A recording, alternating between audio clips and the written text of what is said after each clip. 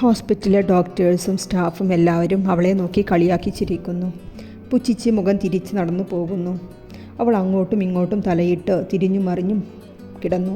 പെട്ടെന്ന് അവൾ ഉറക്കത്തിൽ നിന്നും ഞെട്ടി എഴുന്നേറ്റു. അവൾ അങ്ങനെ ബെഡിൽ കിടന്നു. ശരീരത്തിനും മനസ്സിനുമെല്ലാം വല്ലാത്ത അസ്വസ്ഥത. ഫോൺ റിങ് ചെയ്തതും കാർത്തു ഫോൺ ചെവിയിലോട്ട് അടുപ്പിച്ചു. ഡോക്ടർ എന്താ ഹോസ്പിറ്റലിൽ കാണാത്തത്? ഡോക്ടർ ധ്രുവ് സാറ് കുറേ നേരമായി അന്വേഷിക്കുന്നു. പെട്ടെന്ന് വരാൻ നോക്കൂ. അതും പറഞ്ഞ് സ്റ്റാഫ് ഫോൺ കട്ട് ചെയ്തു. കാർത്തു ഒരു വിധം എഴുന്നേറ്റ് ഒന്ന് ഫ്രഷായി ഹോസ്പിറ്റലിലേക്ക് പുറപ്പെട്ടു. ഡോക്ടർ ധ്രുവിൻ്റെ കാബിനിലേക്ക് ചെന്നു. എന്താ ഡോക്ടർ കാർത്തിക, തനിക്ക് ഇപ്പോഴും സമയത്ത് വരാൻ അറിയില്ലേ?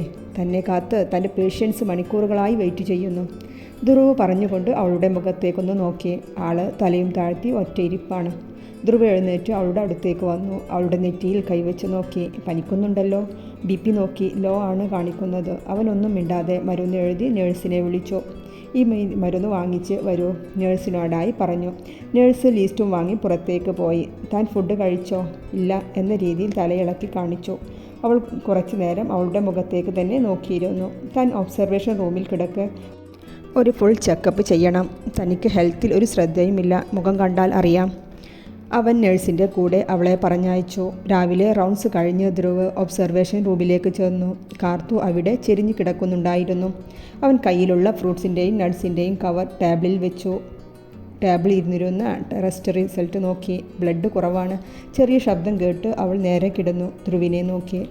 ശബ്ദം കേട്ടിട്ടാണ് ധ്രുവ് റിപ്പോർട്ടിൽ നിന്നും തല ഉയർത്തിയത്. കാർത്തിക ഇപ്പോൾ എങ്ങനെയുണ്ട്? കുഴപ്പമില്ല ഡോക്ടർ.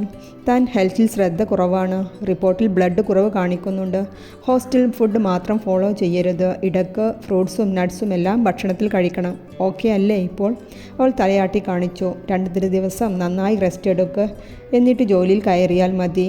ഓക്കെ സാർ, അവൾ ക്ഷീണത്തോടെ പറഞ്ഞു. അവനൊന്ന് അവളെ നോക്കി പുറത്തേക്ക് നടന്നു. ദിവസങ്ങൾ പലതു കഴിഞ്ഞു. കാർത്തു ഹോസ്പിറ്റലുമായി ഇണങ്ങിച്ചേർന്നു. ഹോസ്പിറ്റലിൻ്റെ ഭാഗമായി ഗ്രാമങ്ങളിൽ ബോധവൽക്കരണ ക്ലാസ് നടത്തുന്നതിൻ്റെ മീറ്റിംഗ് കഴിഞ്ഞ് ഇറങ്ങിയതാണ് കാർത്തു. റെസ്റ്റ് റൂമിൽ ഇരുന്ന് അവൾ നോട്ട്സ് റെഡിയാക്കിക്കൊണ്ടിരിക്കുമ്പോഴാണ് ഡോക്ടർ ഹരി അങ്ങോട്ടേക്ക് വന്നത്. താൻ ഇത്ര പെട്ടെന്ന് ഇതിൻ്റെ വർക്ക് തുടങ്ങിയോ?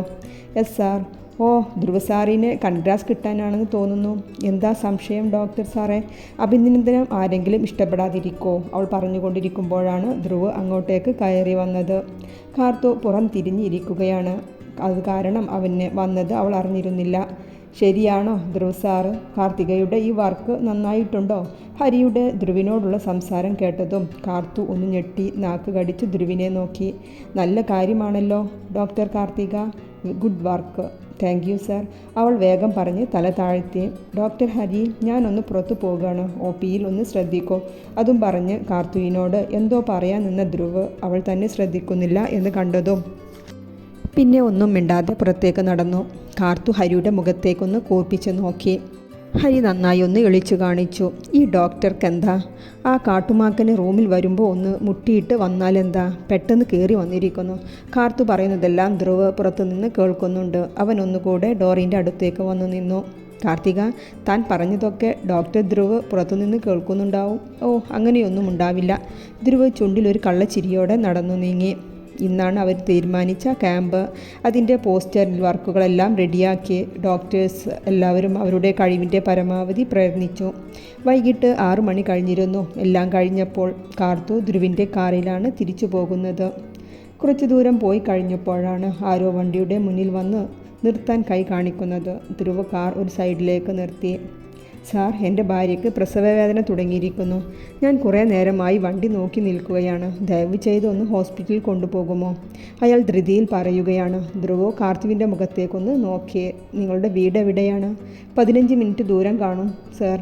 ഒന്ന് വേഗം വരൂ. നിങ്ങൾ കാറിൽ കയറൂ. അതും പറഞ്ഞ് ധ്രുവ് കാർ സ്പീഡിൽ ഡ്രൈവ് ചെയ്തു. കുറച്ചു ദൂരം എത്തിയപ്പോഴേക്കും നന്നായി മഴ പെയ്യാൻ തുടങ്ങിയിരുന്നു. അവർ ഒരു ചെറിയ വീടിൻ്റെ മുന്നിൽ കാർ നിർത്തി. ധ്രുവ് കാറിലുള്ള കുടയും തുറന്നു പിടിച്ച് കാർത്തു അതിലേക്ക് കയറി. ഡോക്ടർ കാർത്തിക, പേഷ്യൻറ്റിൻ്റെ കണ്ടീഷൻ നോക്കൂ. അവൾ തലയാട്ടി ആ വീടിൻ്റെ അകത്തേക്ക് കയറി. 15 മിനിറ്റിൻ്റെ ഉള്ളിൽ അവൾ പുറത്തേക്ക് വന്നു. സാർ, പേഷ്യൻറ്റിൻ്റെ ക്രിട്ടിക്കൽ സ്റ്റേജിലാണ്. എത്രയും പെട്ടെന്ന് ഹോസ്പിറ്റലിൽ എത്തിക്കേണ്ടി വരും. ഞാൻ ആംബുലൻസ് വിളിക്കാം. അതും പറഞ്ഞ് ധ്രുവ് ഫോൺ ചെയ്തു. സാർ, ആ വഴി ബ്ലോക്കായിട്ടുണ്ട്. മരം റോട്ടിൽ വീണിട്ടുണ്ട്. അത് വെട്ടി ഒഴിവാക്കാതെ. ഓക്കെ, ഞാൻ നോക്കട്ടെ. അവൻ ഫോൺ കട്ട് ചെയ്തു. കാർത്തിക, റോഡ് ബ്ലോക്കാണ്, ഇനിയിപ്പോൾ താൻ തന്നെ അറ്റൻഡ് ചെയ്യുക. അവൾ ഒരു ഭയത്തോടെ അവനെ നോക്കി. ബെസ്റ്റ് ഓഫ് ലക്ക്, അവൻ അതും പറഞ്ഞ് മെഡിക്കൽ കിറ്റ് അവൾക്ക് നൽകി. അവൾ അവൻ്റെ മുഖത്തേക്കൊന്ന് നോക്കി. അവൻ തലകുലുക്കി കണ്ണടച്ച് കാണിച്ചു. സമയം പാതിരാത്രിയായി. നന്നായി ഇടിയും മഴയുമുണ്ട്. ധ്രുവ ആകെ അസ്വസ്ഥതയിലാണ്. കാർത്തു ഉള്ളിലേക്ക് കയറിയിട്ട് മണിക്കൂറുകൾ ആയി. റൂമിൽ നിന്നും കുഞ്ഞിൻ്റെ കരച്ചിൽ പുറത്തേക്ക് കേട്ടു. ധ്രുവ ഒരു ദീർഘനിശ്വാസം വിട്ടു. 2 കൈകൊണ്ടും മുഖം തുടച്ച് എഴുന്നേറ്റു. അരമണിക്കൂറിന് ശേഷം കാർത്തുവും പുറത്തേക്ക് വന്നു. മോളെ, ദൈവം അനുഗ്രഹിക്കട്ടെ. അവിടെ ഉണ്ടായിരുന്ന ഒരു വൃദ്ധ അവളെ തലയിൽ കൈവച്ച് അനുഗ്രഹിച്ചു. അവർ നിറകണ്ണുകളോടെ ധ്രുവിൻ്റെ മുഖത്തേക്ക് നോക്കി. ധ്രുവ് കണ്ണുകൾ അടച്ച് കാണിച്ചു. ധ്രുവ് കാർത്തുവിൻ്റെ അടുത്തേക്ക് വന്നു. Well done doctor Karthikeyan. Thanks, അവൾ നിറച്ചിരിയോടെ അവനോട് പറഞ്ഞു. ധ്രുവ് ഒരു നിമിഷം അവളുടെ ആ ചിരിയിൽ ലയിച്ചു പോയി. അവളിൽ ഇന്ന് വരെ കാണാത്ത അത്രയും മനോഹരമായിരുന്നു ആ ചിരി. പിന്നെ പെട്ടെന്നവൻ നോട്ടം മാറ്റിക്കളഞ്ഞു. അവർ അവിടെ നിന്നും ഇറങ്ങി. എന്താ, ക്ഷീണിച്ചോ? ഇല്ല ഡോക്ടർ. ആ കാർത്തിക, നമുക്ക് പോകേണ്ട വഴി ബ്ലോക്കായിട്ടുണ്ട്. വേറെ വഴിയിലൂടെയാണ് പോകുന്നത്. കുറച്ച് ദൂരം കൂടുതലുണ്ട്. കുഴപ്പമില്ല സാർ. അവർ കുറേ ദൂരം പോയി. നല്ല മഴയും ഇടിയും. കാർ വലിയ സൗണ്ടിൽ നിന്നു. താൻ ഇവിടെ ഇരിക്ക്, ഞാനൊന്ന് നോക്കട്ടെ.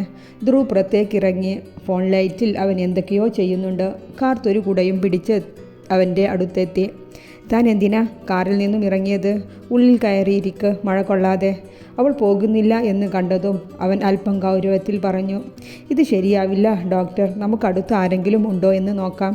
ധ്രുവ് അവളുടെ മുഖത്തേക്കൊന്ന് നോക്കി. നീ കാറിൽ ഇരിക്കില്ലേ? അവൾ ഇല്ല എന്ന രീതിയിൽ തലയിളക്കി കാണിച്ചു. അവൻ അവളെ നന്നായി ഒന്ന് നോക്കി. വാ, പോയി നോക്കാം. അവർ രണ്ടുപേരും ആ പെരുമഴത്ത് ഒരു കുടക്കീഴിൽ നടന്നു. ദൂരെ ഒരു വീടിൻ്റെ വെളിച്ചം കണ്ടു. അവർ അവിടേക്ക് നടന്നു. വാതിലിൽ മുട്ടി. ഒരു മധ്യവയസ്കൻ പുറത്തേക്ക് ഇറങ്ങി.